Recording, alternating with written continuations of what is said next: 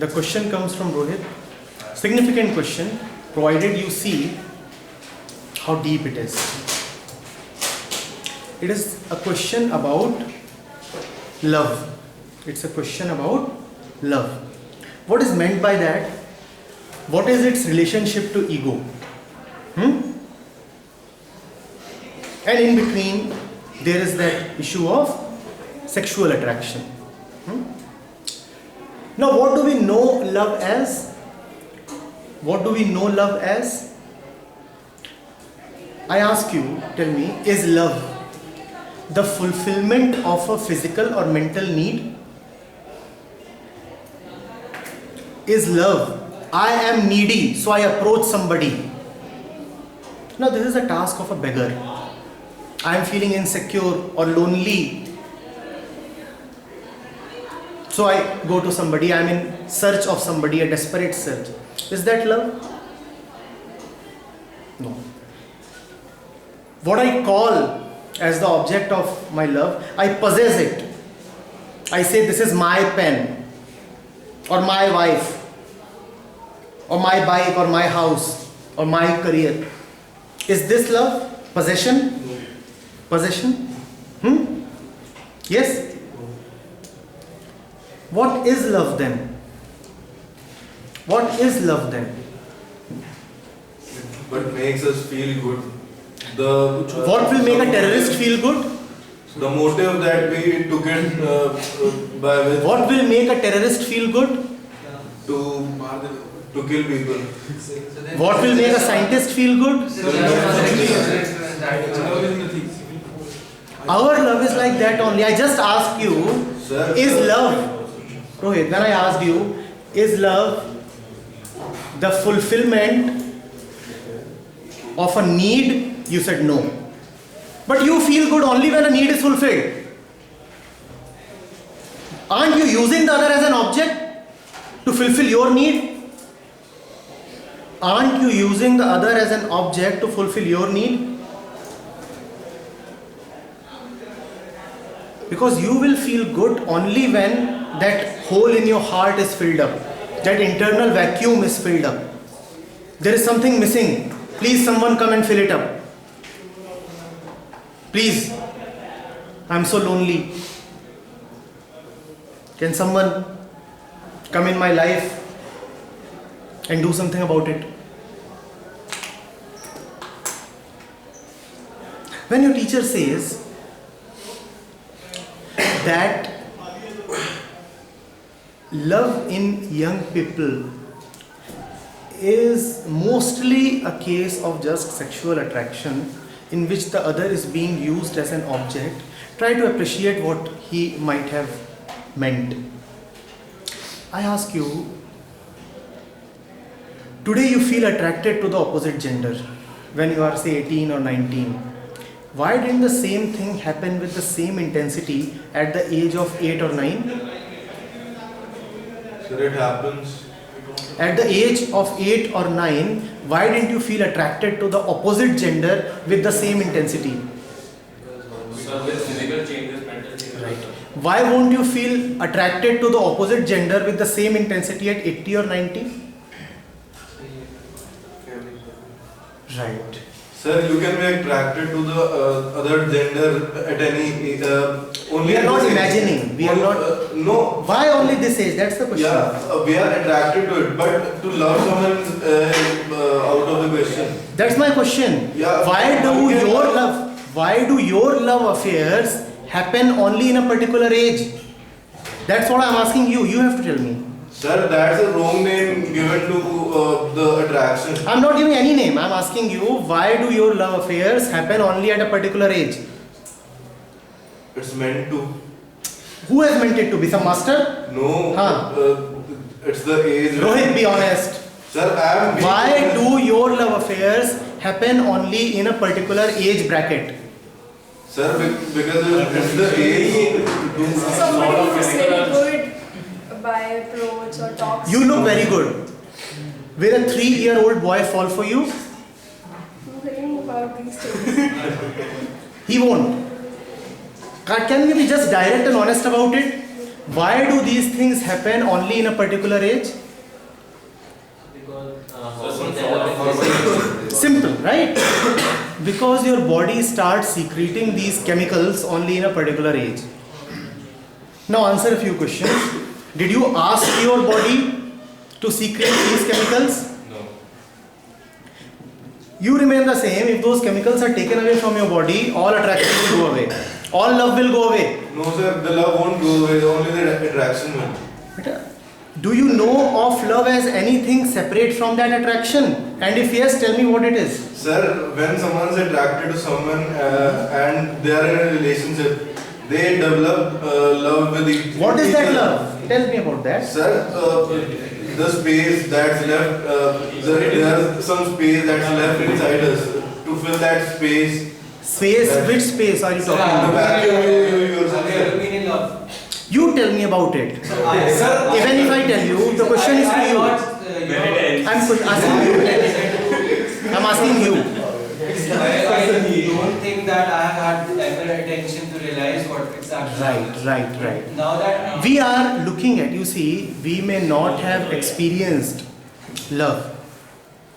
But love in the sense of what the word really means. But we all see so many love affairs around. Yes. At least that is available to us to examine what is happening. And one thing common in all these affairs is that they happen only in a particular age group. Start at 15 and after the age of say 45, the intensity keeps reducing and it vanishes. Right? What you call as your common colloquial love. Understand this. First of all, see that neither did you apply to be born in a particular gender. How many of you wanted to be born as boys? You wanted to be born a girl? You wanted to be born a girl? And that's the reason you were born as a girl? Did you write an application to your parents? Please. It's accidental. First thing, the body itself, the gender itself is accidental. Second thing, whatever is happening in this body, that is also accidental. So it's not accidental, it's natural. What do you mean by natural? Accidental is something that you didn't ask for. Accidental is something that you didn't ask for. And that's how Basically a mishap, you know. No, not mishap, not in that Yes, sense. sir. Not in that sense. Call it incidental then. It's alright? It's alright? They do both mean the same. Even No, in sir, you accident, can't win a lottery accidentally. even that you win lotteries only accidentally. No sir, incidentally. Rohit sir, Look at this. Understand this, right? Now, all of this that you are seeing is purely chemical, physical movement. You have a magnet. It attracts a lot of iron filings towards it. Can the magnet claim, and it's all physical in nature, right? A function, a movement of molecules, just like your hormones, movement of molecules. Now, does the magnet have any right to say that it has fallen in love with those iron particles? Did the iron particles, first listen, did the iron particles decide to get attracted to the magnet? Did they? Forget about whether they decided. Do they have any choice in the matter? Do they have any choice in the matter? They don't have any choice in the matter. If hormonal attraction is love, then cattle running after each other in the market are very loving creatures. Have you seen that happen? You have a bull running after all the cows. It's greatly in love.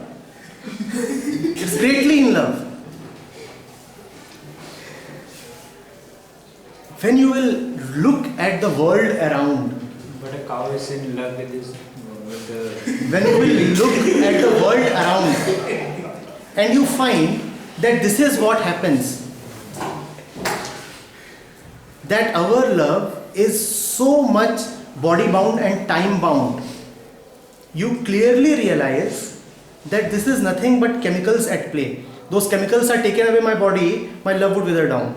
On the other hand, if an extra shot of the same hormones is given to the male population over here, then I'll have to do something to save the girls.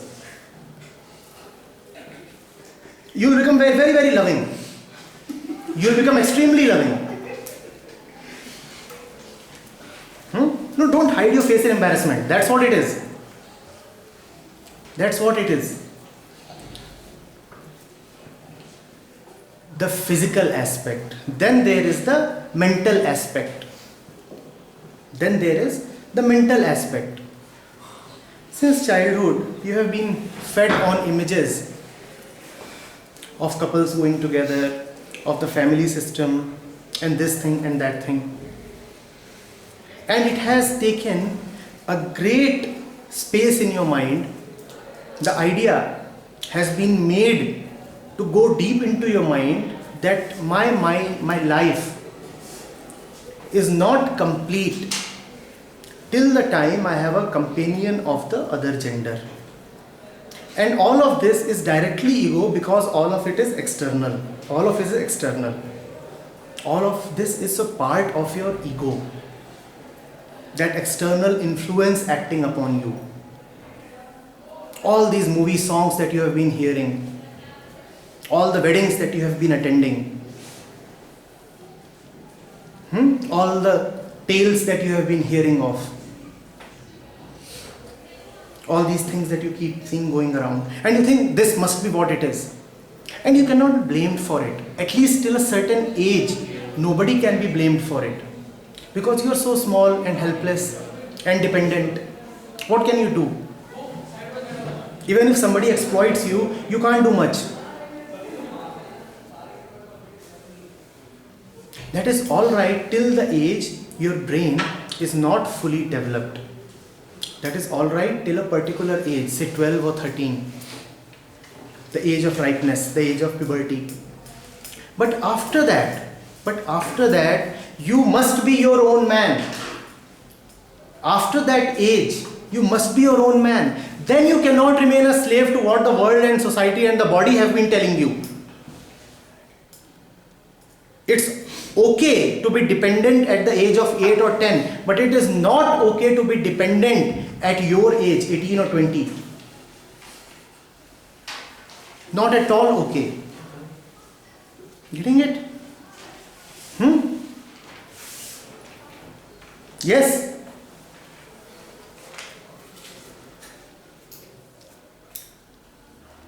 See, crutches are alright till the time your limbs are yet not strong.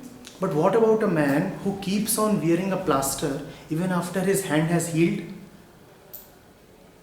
He has become habituated of wearing a plaster and moving on crutches. Your time has come to get rid of the plaster and to give up the crutches. So who decides the age? But you look at yourself and you will find out. You look at and you will find out. Again, you are speaking the language of dependency. Who will decide? You again want some external party to decide? Won't that again be slavery? Can't you look at yourself and see that I am adult and mature? Or do you want to remain under the illusion that I am still a baby? Mama's baby. In all other aspects, you know fully well that you are a mature adult. But in the aspect of independence, you do not want to become an adult. Why? The reason is obvious. If you become an adult, it has its responsibilities. You want to escape those responsibilities. So you want to keep telling yourself, I am still a crybaby. You are not. Nature has done what it had to. Now it's your time to fly.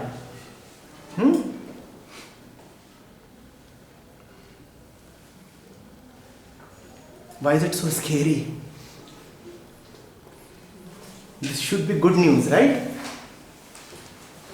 That you are capable, adults, fit to fly, but instead I see terror on your face. Oh my God.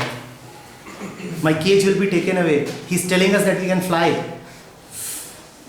Who wants to fly? This cage is so nice and comfortable, cozy.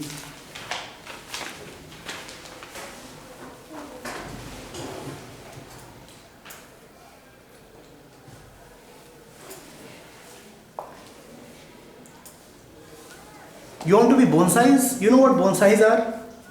What is a bonsai? A plant that could have grown tall and greatly tall. But it is made to remain like this.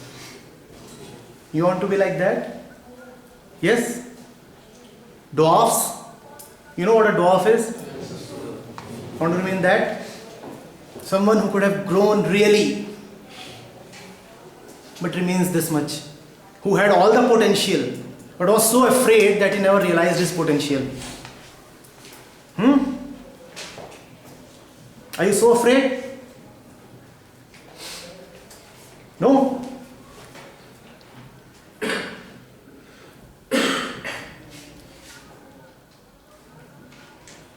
Yes, next question. Yes, speak. Yes. What have you written down? Speak. Question. It was all what you have said. Sir, every person is a rapist by his thoughts. Every person is a? Rapist by his thoughts. Depends. You see, thoughts come from outside. The same thought can teach you to not to be a rapist, but that non-violence, that abstinence from sex, that will be worthless abstinence. Go into this. Appreciate this. Every child is taught these so-called moral values since a very tender age. Mama tells him, speak the truth, respect elders, do not hurt anybody. But what do you find? What do you find in the world? You find nothing but liars. You find so much of violence. You find great wars happening and rapes happening. Do you understand why that happens? Because all of that moral education, all that code of conduct that was given to you was nothing but a foreign influence. So there can be no energy behind it. Somebody told you never to speak the truth. It has not come from your own intelligence. It has been given to you. Whatever is given to you will have no energy, no conviction behind it. Are you not understanding this? And if the child is sharp and turns back and asks Mama, why should I not speak the truth? Mama will know. Mama will be at a loss of words. Mama will not know what to answer because she herself does not know. She herself has been handed over these things from somebody, possibly from her own mama. She'll give some roundabout answer. But that answer cannot convince the kid. Because nobody knows. All are following a certain code of conduct, a certain morality. And all that morality is coming from outside. And whatever comes from outside will remain on the outside. It cannot become the song of your life. It cannot become your core. Are you getting this? So it doesn't matter whether every man is a rapist by thought or not a rapist by thought. There are many who have been taught to abstain from sex and they do abstain from sex. But that abstinence is worthless because they do not know why they are abstaining. Some dharm guru, some priest, some holy book has told them not to do this or that and they are just following it. Do you see this is a foreign influence? Some book comes and tell me this is what you should do. This is how you should lead your life. And I start doing that way. Without understanding, without getting it on my own. Not a product of my intelligence. It has been handed over to me.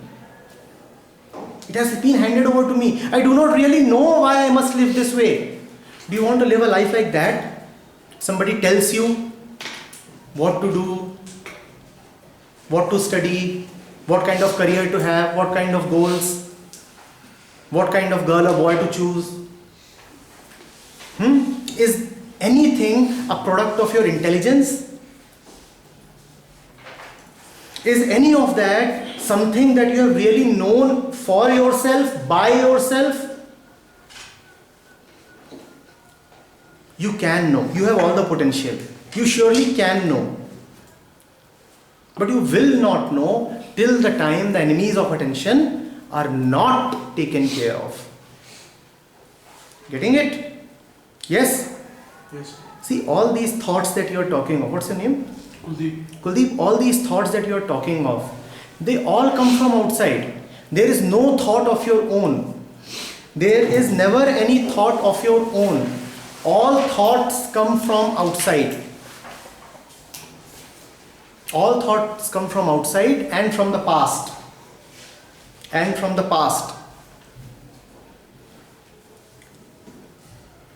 Your own past, which is another outside. Your own past, which is another outside. Another external influence. Alright? Yes.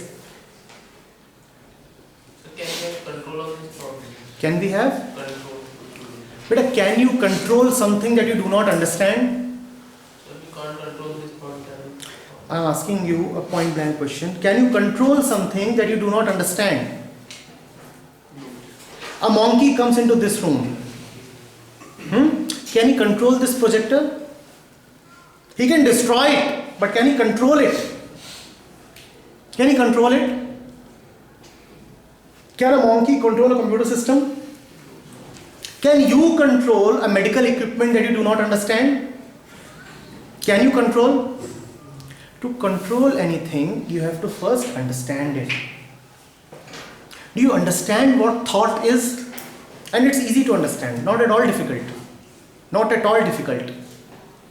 Do you understand what this thing called thought is? You're always thinking. But have you ever bothered to pause and understand what this thing called thought is? No. Because your education never asked you to. There was never any examination which asked you to understand thought. Your family and society never asked you to. What is thought? Let's understand. Never. It was never said. So you don't understand. It's simple. You can understand. The very functioning of mind is called thought. Mind is nothing but thoughts. Mind is nothing but thoughts.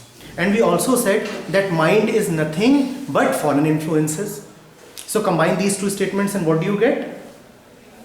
Mind is foreign influences, mind is thoughts. Combine these two, what do you get? Right? Thoughts are all foreign influences. Somebody passes by that door, you look at it, you look at that person, and a thought comes. And a thought comes. I say something, you are not attentive, you are reminded of something, and you go into those thoughts. And thoughts move by what is called the principle of random association. There is one thought which leads to another random thought, just like your Brownian motion. Completely random. I look at you, and I look at the color of your jacket, and it's deep blue, and I'm reminded of the deep ocean. The moment I'm reminded of deep ocean, I'm reminded of a cruise. The moment I'm reminded of a cruise, I'm reminded of a song, the singer, and then random, it keeps on moving, and it takes me to a totally unrelated place. That's what random thought is, and this is a deep enemy of attention. And if you observe the way your mind works, it will become obvious. Just by looking at one thing and allowing this to wander, it has reached. In this understanding lies the control. You do not need to control. Because who will control? You are the mind itself that tries to control. You are the mind itself that is trying to control. So control is not possible, understanding is possible. When understanding happens, control automatically happens. Control cannot directly happen. You cannot directly control. You can control only via understanding. Are you getting it? What's your name? Devanshu. Devanshu, understood? Good. Yes. Yes. So if we do something we like, will there be a ego or not? See, where do your likes come from? What's your name? Lalit, where do your likes come from? हमें पसंद है other You are born in India and so many of you like cricket.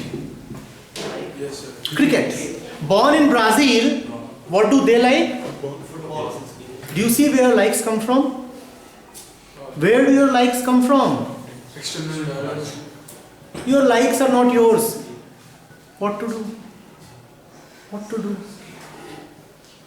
All your likes, you have been tutored what to like and what to dislike.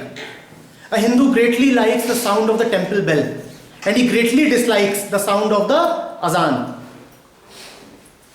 Taking just a stereotype, general case. A Muslim is energized by the sound of the azan, but the sound of the temple bell disturbs him. Do these two people really like and dislike what they are claiming to? Or have they been handed over these likes and dislikes? Did they choose their religion? They have been handed these things over. They have been handed these things over. If they don't, If they don't, it means something else is in operation. What is that something else? Intelligence. If you find that you are deviating, chances are that it is good news. Chances are that it is good news. If you find that you are deviating from the norm, it's not necessary. I said the chances are that it may be good news. It may mean, in most cases it means that intelligence is in operation. That you are now your own man, you are prepared to walk alone, separate from the crowd. Getting it? so Ego makes you a part of the crowd. Is this becoming clear? Ego makes you a part of the crowd. Yes. So I have an example for myself that I like to play football from my class third, and I want to be a footballer, but I am now in tactical line. So if I go for that football line only, then I would be not having any ego. Everybody says that, but I don't think so. No, not at all. They are mistaken. You see, wait, sit. See, this is the story of our lives. I said, our mind is divided between zones of influences. Remember? And they also keep fighting amongst each other, all these influences. Now there is one influence upon you, one part of the mind which is driven towards soccer. There is another part which is dominated probably by the society, the family, the peers, the teachers, and all the insecurity related to career, which says no soccer, be an engineer, right? And this is a classical case of the conflict that arises in absence of self-awareness. When you are not self-aware, the result is conflict and confusion. You do not know what to do. You do not know what to do. You see, so many people come to me, we are not happy in our job. I ask them, would any job make you happy? And then they suddenly realize something. Students would come over, I am in engineering not by my own wish. I have been made to do engineering. My papa wanted me to do engineering. He has forcibly made me enroll here. I am not happy doing BTech. I asked them, would you be happier if today we get you enrolled in MBBS or BCom or BBA? And then they are at a loss of words. You would never be happy anywhere. It is just a lame excuse that engineering keeps me unhappy. To be unhappy is the nature of the ego. Given what your mind is, it cannot be happy anywhere. Anywhere. Wherever you are, it will keep telling you, this place is not good, let me go somewhere else. That place is also not good. You see, don't you see the people around? Don't you look at the society? How people keep on changing jobs, thinking that the other job will make them happier? How even people keep on changing their partners, thinking that the next boyfriend or next wife will make them happier. Does it? Depends what makes them happy. It depends. Nothing makes you happy, beta, because happiness does not lie there as in a foreign influence. You are chasing things from the outside, all foreign things, thinking that they will make you happy. No, that cannot make you happy. Now write down. Intelligence itself is joy. Intelligence itself is joy. Intelligence itself is joy. Now what does that mean? Did we say that intelligence can go somewhere? Did we say that? Did we say that intelligence can be borrowed from somebody? What did we say? It's there. It's there. It's just there. But it can be covered with layers.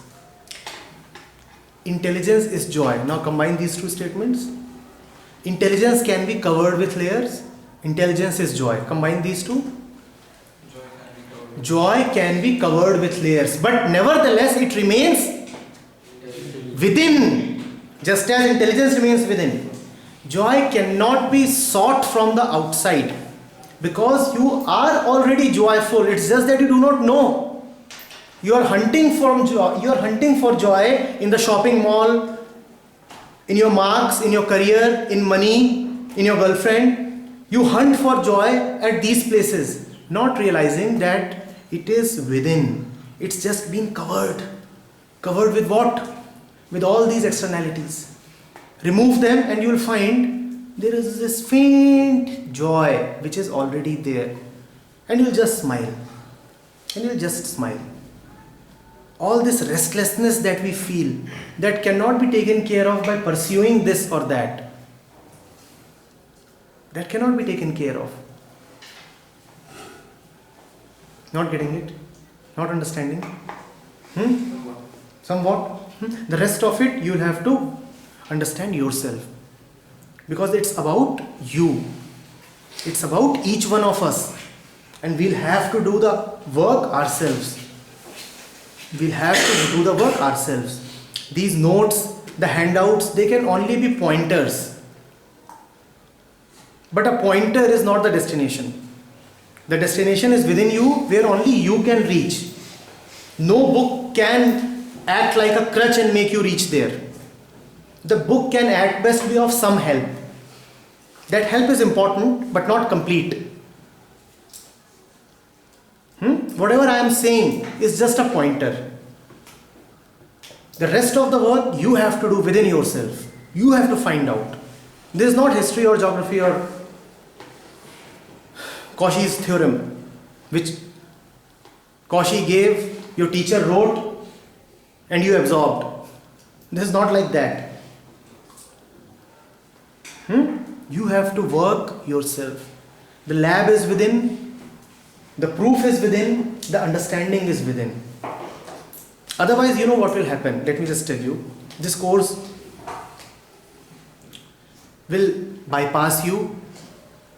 Things will be said, but you will never know whether they are true or false. They'll just remain data for you. It must be happening with many of you right now. You cannot reject it. Whatever I am saying, it sounds forceful. So you cannot reject it. But at the same time, you don't feel like accepting it. Is that happening? There is something within you that doesn't feel like accepting it. Is that happening? But at the same time, you cannot reject it totally. ये भी हो रहा है. ये होता रहेगा जब तक तुम बात का सच खुद नहीं तलाशते. Otherwise, you will remain in this in-between position, neither able to accept nor able to reject. When you find it out yourself, then you will see that acceptance and rejectance do not matter. When the reality is in front of you, you don't accept or reject it. You see that it is. You see that it is. Getting it? Yes? Yes. Speak. So we were taught that when responsibilities become obligations, then it becomes ego. How? Good. Wonderful. See, we have talked of those values. We have talked of code of conduct. What is an obligation? An obligation is something that you have to do. A code of conduct is something that you have to follow.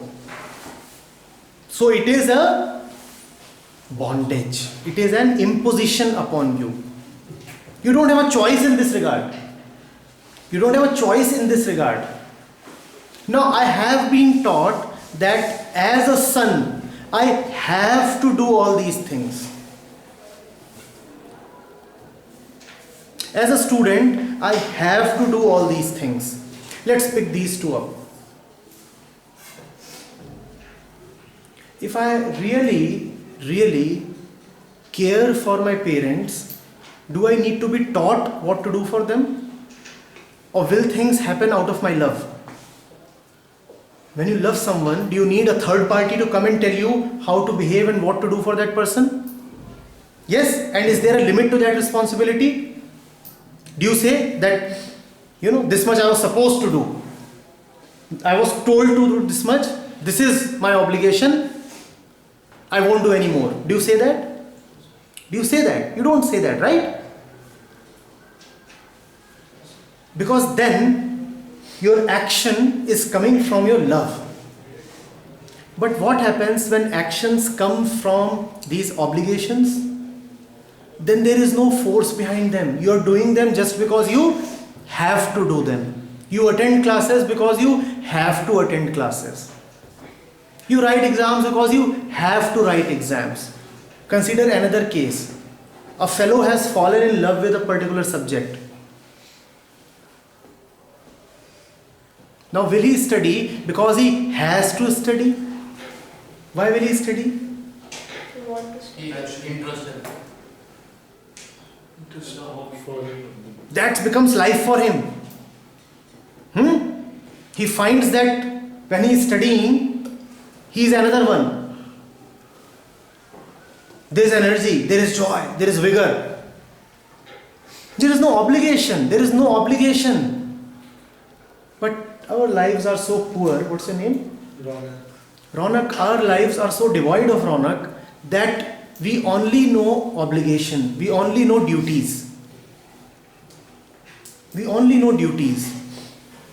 So how do we walk into our classrooms? Because all we are doing is meeting the 70% criteria. When do we study for exams? When the dates are knocking at the 11th hour.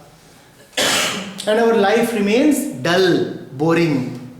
There is no joy, no energy, no vitality. Because there is no love. There is just obligation. Just obligation. Do this, do that. Are you getting it? Right?